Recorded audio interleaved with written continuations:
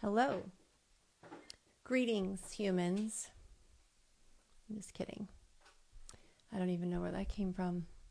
I'm just waiting on Lauren Rosen to join me. Today we're going to be talking about false memory OCD. And there she is. Hold on a moment.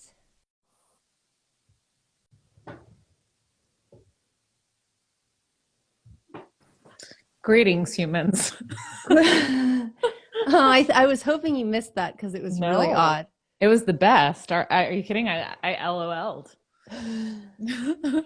Hi, friend. Good. Hey. Greeting, human. Greetings. Is that Salutation. from Coneheads? I think it's originally from Star Trek. Well, this is. Oh. Right. Yeah. Oh, But yeah. I think, whole greetings. Yes. Yeah. Okay. I'm with you. Welcome to the Purely OCD podcast, everybody. Welcome. We're going to be talking about false memory OCD today.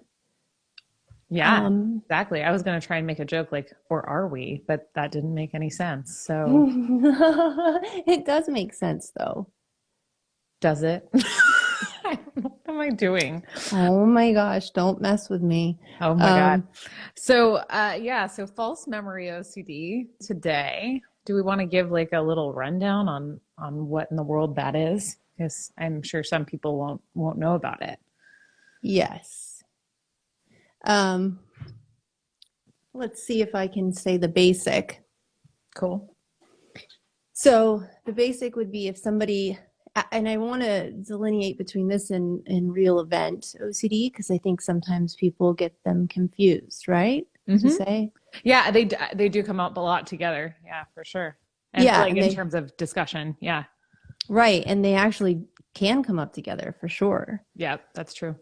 So the real event stuff is if there is an event in the past where you've actually done something and you're ruminating over it and you're attaching a bunch of meaning to it, and hence the OC cycle begins. With false memory OCD, it's going to be reviewing a memory that may or may not have happened and become, for example, would be in the past, I think I had a memory of harming somebody. Yeah. Like really choose your own adventure. Yeah. But harming somebody, that's a good one. Harm. Yeah. What's another one? I see this come up with POCD. But it can be, I think this is sort of a divergence from what you're talking about, but it can be like recent past, as in, oh my gosh, 5 seconds ago, did I do that? And just like blank out or suppress it or something. Yeah. Yep. Yeah. Or 10 years ago, what if that happened? And I said POCD because oftentimes it's like, did I just touch somebody inappropriately and miss it? Or like a child inappropriately, can be a fear that comes up. I see that a lot. And I see it in the past, right? Like years past. So it could be 10 years ago when I was a nanny and I was changing diapers. I have a memory of changing their diaper, but did I touch them inappropriately? Right. And now I have this image in my head that I touched them inappropriately. Is that a memory? What if that's a memory? And there we go. Off to the races goes OCD. To the Kentucky Derby. Oh my gosh, true. Yep. So I have to take heart medication 3 times a day. Well, now it's 2 times, but I take it so often that I forget. I used to set timers so that I would know and remember, but there's so much memory in it that I'm like, did I take it or not? Right. So that's an example of like how quickly you can lose track of memory. And I'm like, okay, I could quickly overattend and be like, let me remember every inch of it being in my hand. Let me remember the swallowing. Let me remember the sensation after. Yeah. That's not fun. Don't do that. No, don't do that. We don't know. Did we take it? Probably. And it's hard because sometimes you will actually forget, right? I know I take medications, so it's like Did I actually take that? Well, yeah, and Not sure. that's just one of my pills. So Yeah, right. yeah. I get it. I get it. But I think that this is where real event and OCD and false memory, they can dovetail into one another because of what happens when we consistently review something in our minds, and how. So with real event OCD, you might continuously revisit a memory to try and get certainty about something that did happen. If on the other hand, with false memory OCD, you find that you're going back to this image or this thought that's come in to the mind. You might like continuously sort of revisit that, and so, but that going over this thing that's happened in the mind, there's a sort of similarity, if that makes sense. Yes. Sorry. I'm trying to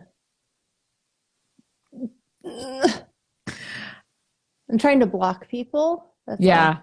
So for those of us who are joining us in the podcast universe, sometimes when we record, people come on and just like to say rude things. It happens. So there you go. But I hope that my discrepancy between false memory versus real event, but also that sort of conjointly, how they can mirror one another, and that let's constantly review this thing in the mind, whether it's a real memory or it's a memory or a thing that you're afraid that is a memory. Right. And how that can start to really play with your mind. It turns into big mind F, Yeah. And the more you review it, the foggier it gets. Yep. The less tangible, like, oh, well, and to your point, with a real memory, it gets foggier and less clear. With a false memory, it's like convoluted. Yeah, it starts to get messier as to where that line is between something that actually happened and what's just sort of popped up in your mind. Right. Brains. Exactly. Brains. They're so powerful. It's kind of wild, actually. Yeah. Yeah. I was going to say something, but it's unrelated. Oh, well, you could say it. I mean, we could go off the rails a little bit. I think that I may have mentioned it when I was doing the VR stuff with the Oculus, with Kevin's situation at his office, and how he has this one simulation where you walk a plank at like 60 stories up of a building. And I know rationally, like I'm an adult, I'm not a child, like my brain's fully developed, I think. Although if it keeps developing, that would be great. And I'm like, I can't walk the plank. I'm not willing to. I'm that scared. My brain is freaking out. Like it's carpet underneath me. And I'm fully convinced. It's just kind of a wild experience to see how much our brains can play tricks on us. Yeah. So yeah. No, it's so true.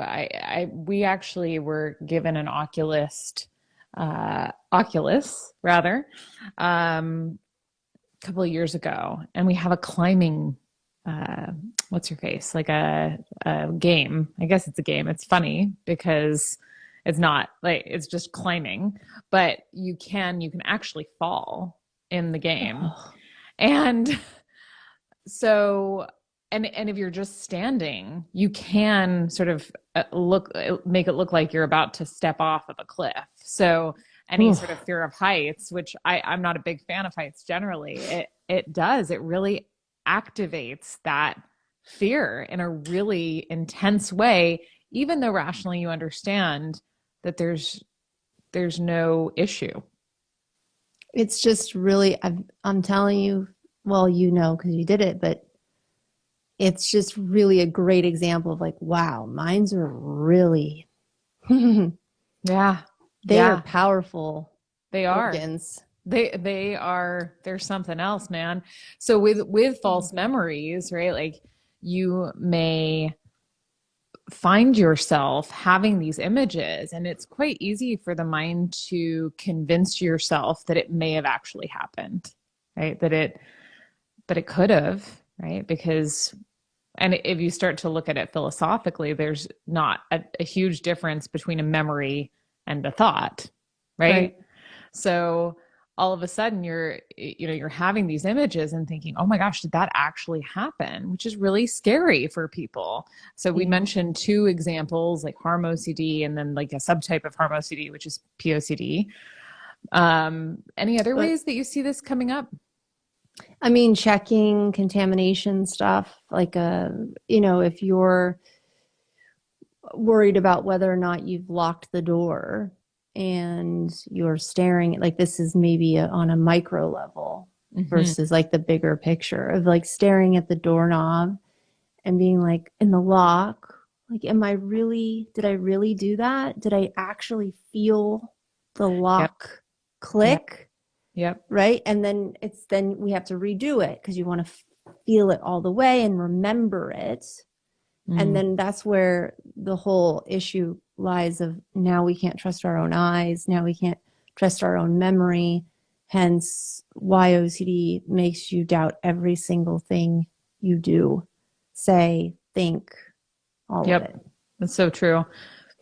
Actually, somebody mentioned it's hard if you're here and you have questions about this, if you could throw them in the question mark section so that we can get to them later. But I did notice flying through on the comments something about this, about the idea of taking pictures to try to remember, which we call memory hoarding. Yeah. Yep. So I think that's what I call it. I don't know if you do. I don't know that I call it anything. So yeah, I mean, I think that's just, it sounds like a good name for it, right? You're just, because you're trying to hoard memories. Well, this is photo hoarding now, but yes, it's like the second tier of like, you think you don't see it or remember it. Then you ask somebody else if they remember the thing. And then now we're moving on to photos or videos.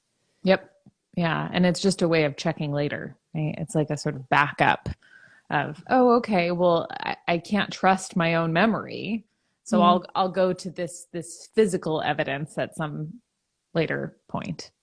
Right. And then checking in on, if we're going back to the POCD story of like, oh, what if I touch them inappropriately? Like checking, seeing if that person, if they're responding to you in a way that's like friendly instead of like you're a predator.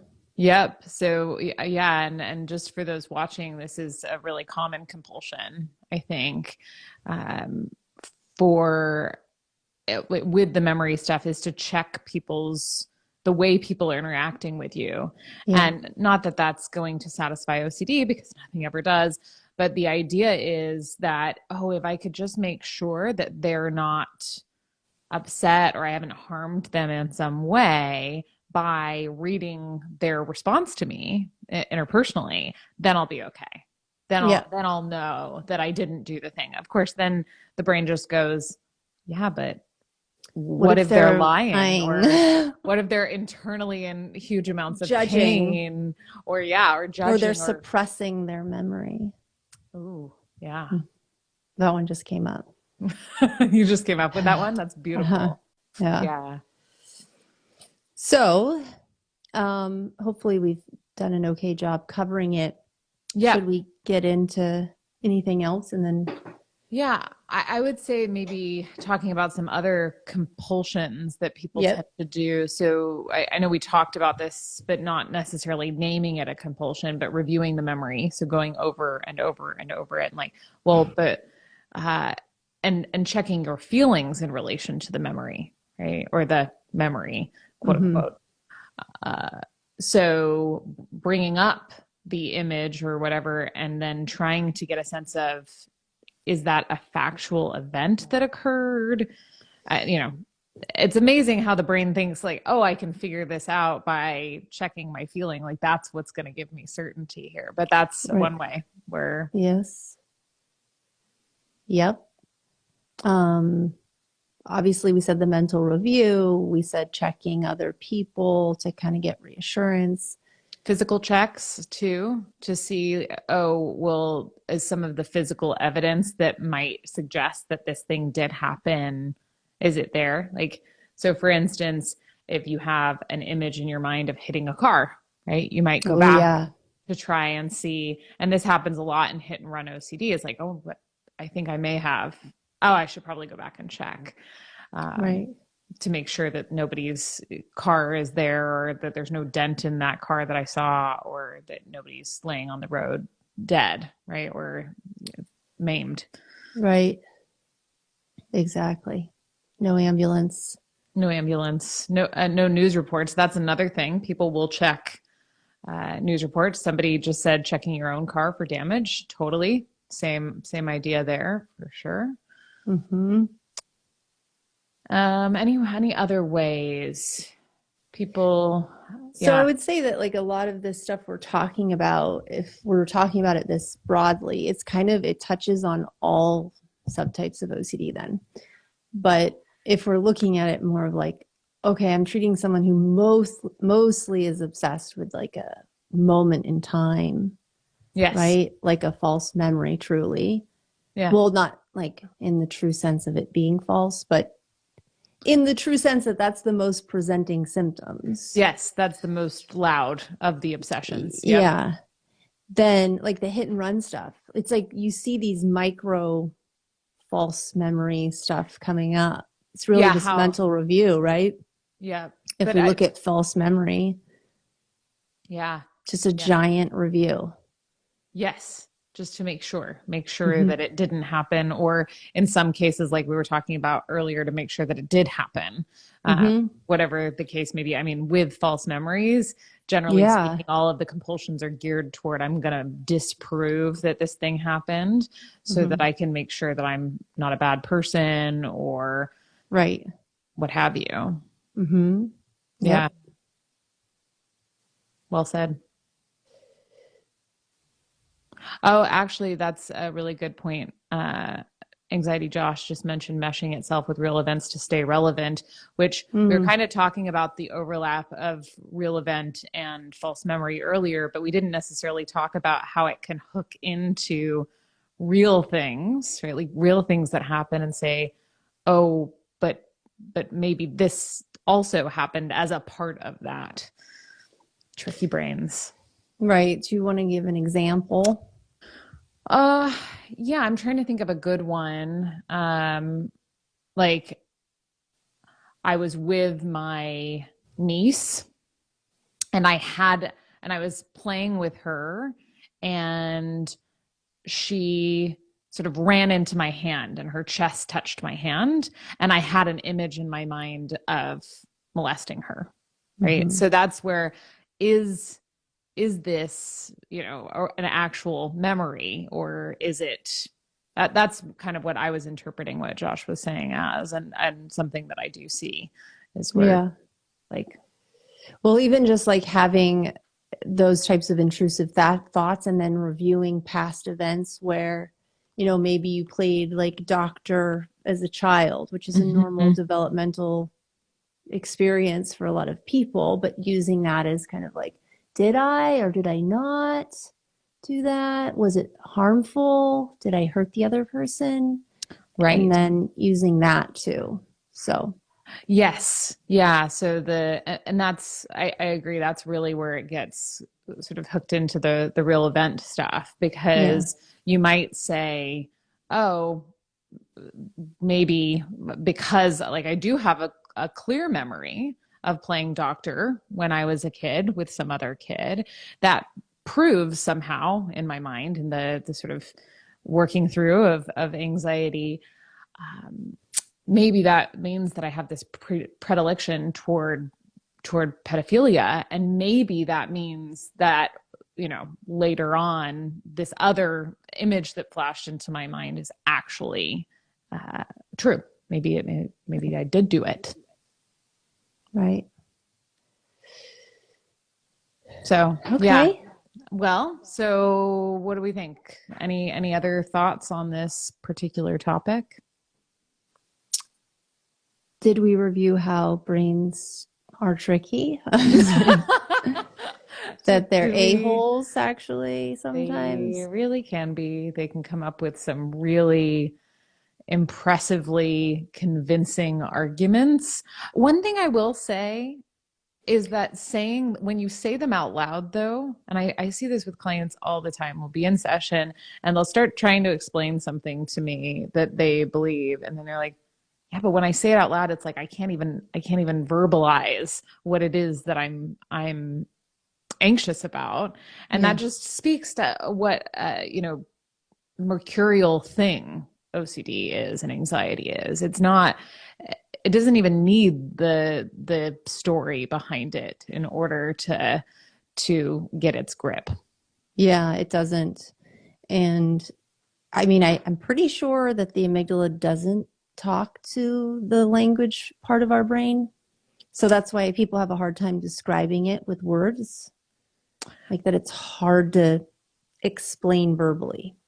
Maybe I read that wrong. Well, I think that the parts of the brain communicate, but to your point, like the amygdala is not, like, you can rationalize, and that's not going to touch the underlying activation that's come along with whatever trigger. So, yeah, I think that to your point, it just all down to, it doesn't need to make sense. None of it does. Yeah. In order to be really compelling but it feels real, in which you and I have talked about that, I'm sure, ad nauseum for most, but Yes, I know. Yeah. Okay. So we have some good questions. I'm excited. Okay. Well, a few of them we've already answered. Like, how can you tell, or how can you tie it with real event OCD? I think we covered that. The next one is a really good one, which we haven't addressed yet. So this person asks, how do you know if it's an actual false memory and not a real one? Which really is an important concept of what we do. Absolutely. Which is, we can't figure it out. We can't. And at the end of the day, does it really matter? Yeah. It may or may not. And so it may or may not. Yeah, it may or may not. And that's where the scary part is that you have to be willing to say, maybe, and I'm going to choose to live my life not knowing until the police come and knock on my door. I have to keep moving through my life. Yeah. I was just thinking about the police knocking on the door, and we do use a lot of imaginal exposure in the work that we do, because obviously you can't manufacture a situation in which the police actually come to your door and you get triggered. And this, all of the work that we do is around exposure and response prevention. So exposing people to the things that trigger their anxiety so that they get a chance to get better at feeling those feelings of terror without doing all of these behaviors that interfere with life. And so looking at what the feared outcome is, which it oftentimes with real event, or with real event, false memory, there we go, OCD, is often the case that the fear is that somehow, you're going to get a surprise phone call from somebody saying, like, you know, I don't hit me. Yeah. You punched my dog in the face. Yeah. How dare you punch my dog in the face? Yeah. And that somehow, you're going to be surprised and held responsible for something because you didn't catch it as an actual memory, right? So that's why you're going back to review all of those things. And so the work is to say, as you were saying, Kelley, I don't know. It could be. And looking at the facts, like we talked about several weeks ago with Catherine Bernfeld, looking at it and saying, okay, is there any really strong objective evidence? I've got this image that keeps coming up in my mind and thoughts, and I've got this feeling, but, has somebody come to me already and told me that I punched their dog in the face? No? Okay, well. And historically, am I a dog puncher? I know this isn't funny, but like, come on, that's awesome. And like, are my knuckles? I'm not suggesting that you should scan your No, knuckles, but like, no if you look down scanning. at, don't You'd like, know if you were feeling a punch. probably. Well, I guess you wouldn't. If you have OCD, you doubt everything. So fucking But I'm forget just it. saying, like, is your hand broken? No? Okay. Well, then we're gonna have to accept uncertainty because Yeah. we either can do that, we can accept uncertainty and live our lives not knowing whether or not we punched the dog in the face, or we can become completely absorbed in trying to figure it out. And the worst part of that is you still don't figure it out. You still don't. And somebody had just wrote a good one in the chat box, in the feed, Yeah. which I don't want to lose it because it's not in the chat box. But they ask, how do you handle the feeling where you feel compelled to confess a false memory to someone? Mm. Well, how do you what Kelley just did, Yeah. right? Like that's because that's the experience, and you Yeah. allow yourself to have it is the short answer. I think. Yeah, we could become so like victim to this feeling of like, I must do it. If I don't, this bad thing will happen. It's like you want to have them sign the consent form. Like, I had these thoughts. They may or may not be true. Do you still want me to hang out with you? Yeah. And can you confirm, especially if it's the person, like, can you confirm that I didn't do this thing? Do you think someone else would, do you think that was a bad thing too? Yeah. Yeah.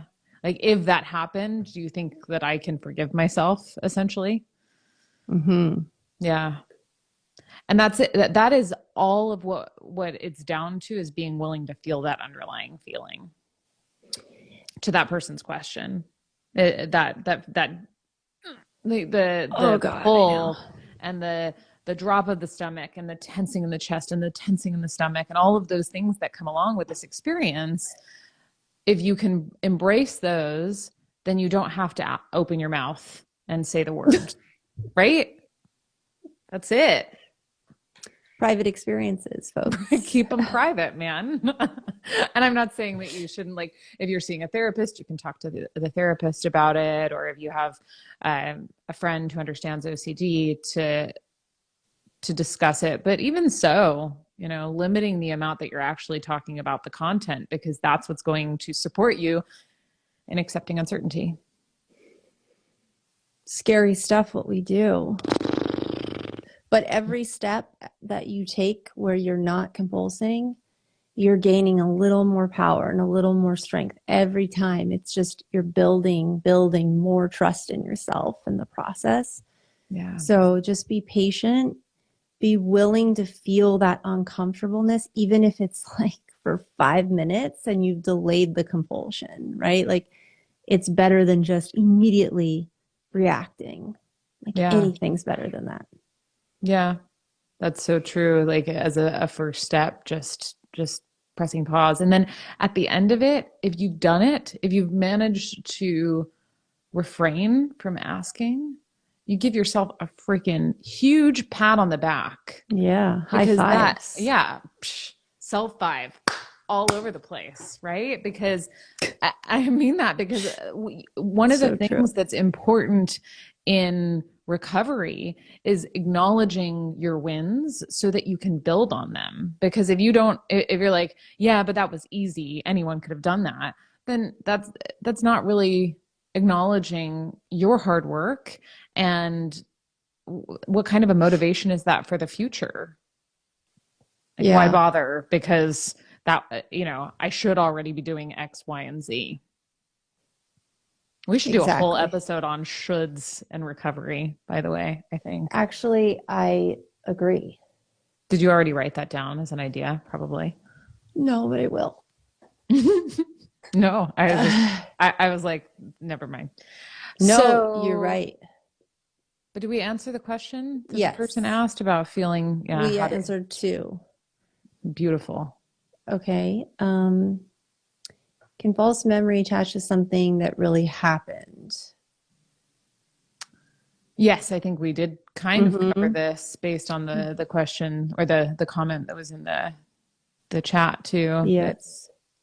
they can all get all mushy and together, which makes them OCD just loves messes. You know what I'm saying? Like it's just going to find any sort of ambiguity and lack of clarity and be like, "See?" I know. It's really a sucker. Um, so, all right. We should probably, this will be the last one. What do you think? That sounds good. I can't see any of the chat. I don't know why it froze Okay. for me. So, did you get another one up? Yeah. I really like this person's handle photo. It's a cat with sunglasses. But anyways, It's badass. it says thoughts can also sometimes feel like really strong urges and then followed by commands, which are so scary because it makes you doubt your intentions and then it makes your thoughts feel even more real, right? This is not maybe directly related to what we're talking about, but I would say it kind of meshes with the real event stuff Mm-hmm. and the false memory because it's like, oh, because it feels real now, that other thing in the past. I wasn't even paying attention then. I'm paying attention now because I'm dangerous now. What was I Mm, doing in the past when I was really like loosey goosey and not constantly reviewing? right. Then you might start to review all sorts of memories or like look for them. And then you might see, like, okay, well, in that moment, what happened there? Did I do the thing? Did I? Is that kind of what you're getting at? Yes, Yeah. exactly. Yeah. The There's also, first, oh, go ahead. sorry, I was going to say, what was the first part of the question? It was the commands, I think, that I wanted to address because I think that component of, oh, well, I'm being sort of told to do things now in my mind.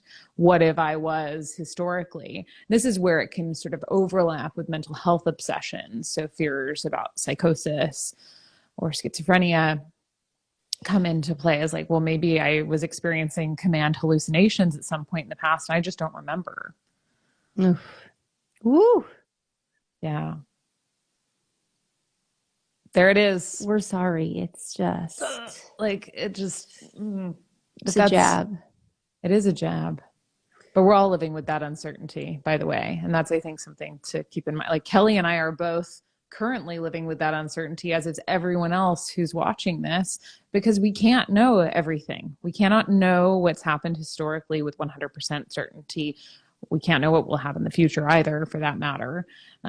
So the only thing is, for me, that particular obsession hasn't hooked me right this moment. So I'm not particularly bothered by the fact that perhaps at some point in the future I, hurt somebody secondary to having command hallucinations and I'm actually psychotic and I don't even know it, right? Like that, it just doesn't have its hooks in me right now, but for somebody else it absolutely could. And I think it's important to recognize that we're all tolerating that uncertainty all the time. It's just some of us are more or less aware of that particular brand of uncertainty in any given moment.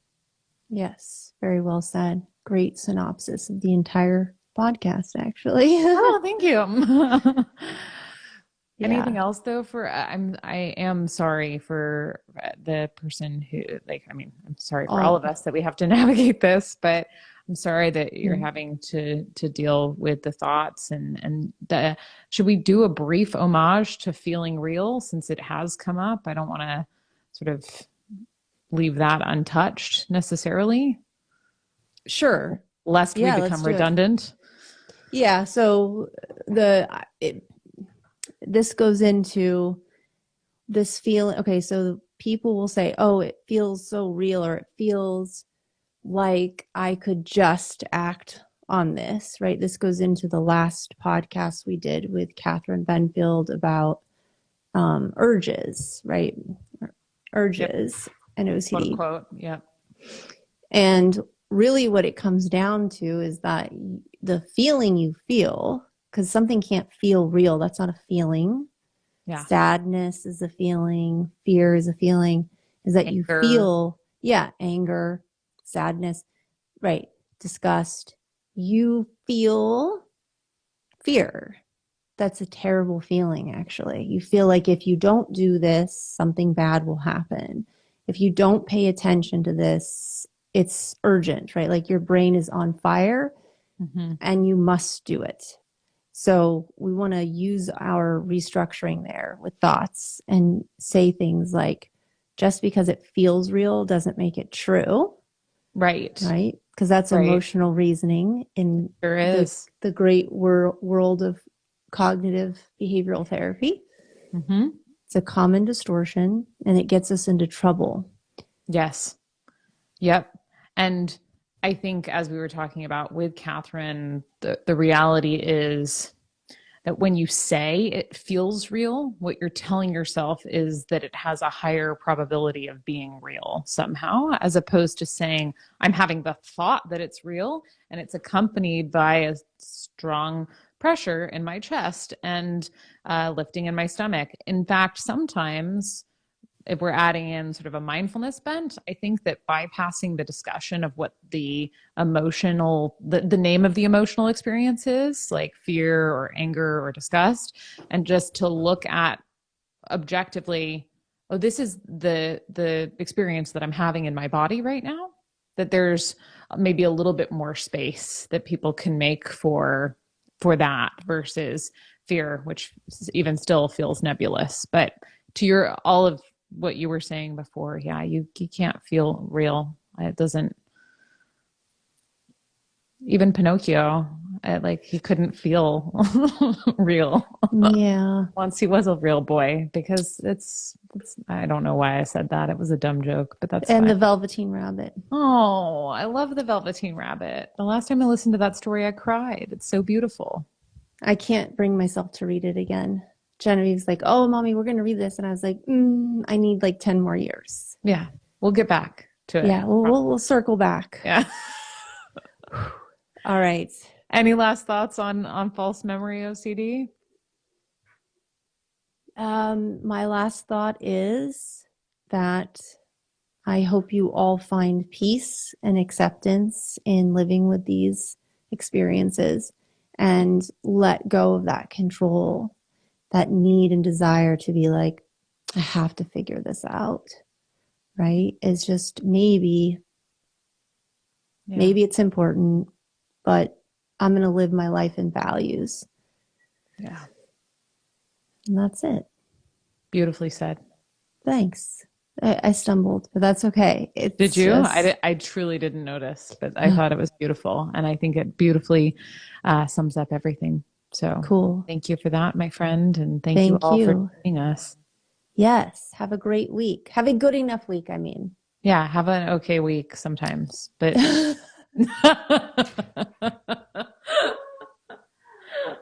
Yep. Okay. Exactly. We're therapists. All right. All right. Bye. Greetings. Goodbye. Goodbye. Bye.